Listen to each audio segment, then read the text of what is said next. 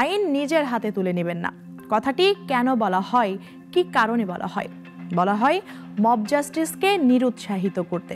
আসুন পরিচিত হই মব জাস্টিসের সাথে।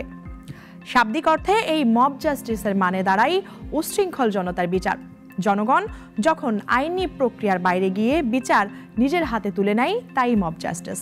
জনতা দ্বারা কারোর বাড়ি ঘর পোড়ানো, আহত করা, নিহত করা কিংবা ভাঙচুর সবই মব জাস্টিসের অংশ। 5 আগস্ট ছাত্র জনতার অভ্যুত্থান ও আওয়ামী লীগের পতনের পর মব জাস্টিস এক নতুন রূপ নিয়েছে। জনতার বিচারের নামে আইন নিজের হাতে তুলে নিয়ে তাণ্ডব চালানোর প্রবণতা দেখা গেছে হরহামেশাই। শিক্ষক কিংবা পুলিশ সদস্য, রাজনৈতিক ব্যক্তিত্ব বাদ যাচ্ছে না কেউই। আদালত প্রাঙ্গণ কিংবা বাড়ি, কোথাও কেউ নিরাপদ নয়। সাল 2011 রাজধানীর আমিনবাজারে ডাকাত সন্দেহে গণপিটুনিতে মেরে ফেলা হয়েছিল 6 ছাত্রকে। নিশ্চয়ই মনে আছে 2019 সালে রেনু নামের এক মাকে ছেলে ধরা সন্দেহে বাড্ডায় পিটিয়ে হত্যা করা হয়। একইভাবে 2024 সেপ্টেম্বর মাসেও রাজশাহীতে এক সাবেক ছাত্রলীগ নেতাকে পিটিয়ে হত্যা করা হয়। আসি বর্তমান চিত্রে। এক জরিপে দেখা যায় সরকার পতনের প্রথম 3 দিনে সারা দেশে মারা গেছে 232 জন।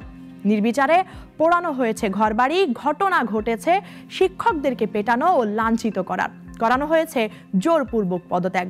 এর সবই মবের আধুনিক রূপ। লক্ষণীয়, ছাত্র আন্দোলনের সময় থেকেই সাধারণ ছাত্রদের সামনে রেখে ফায়দা নিয়েছে বেশ কিছু রাজনৈতিক দল। কৌশলে জনগণের হাত দিয়ে করিয়েছে বিচারের নামে অধিকাংশের সাথেই অবিচার। অবশ্য এসব ঘটনায় 2-1টা মামলা হলেও নেই সুরাহা। তাছাড়াও সাম্প্রতিক ঘটনার আগে বাংলাদেশে কখনোই আলোচনা করা হয়নি কিংবা আওয়াজও তোলা হয়নি মবের বিরুদ্ধে। বিশেষজ্ঞরা বলছেন এটা পুরোপুরিভাবে মানবাধিকার লঙ্ঘন, আইনের পরিপন্থী। কিন্তু এর বিপক্ষে বাংলাদেশের আইনেরও নেই যথাযথ প্রয়োগ। মব জাস্টিসের এই সংস্কৃতি নতুন করে প্রতিষ্ঠা পাওয়ায় প্রশ্ন উঠেছে রাষ্ট্র সংস্কার নিয়ে। তবে কি নতুন সরকারের কাছে রাজনৈতিক দলগুলোর এসব কার্যক্রম আবদারে পরিণত হয়েছে? আমলে না নেওয়ায় আশকারার মাত্রাও বেড়ে যাচ্ছে অতিরিক্ত।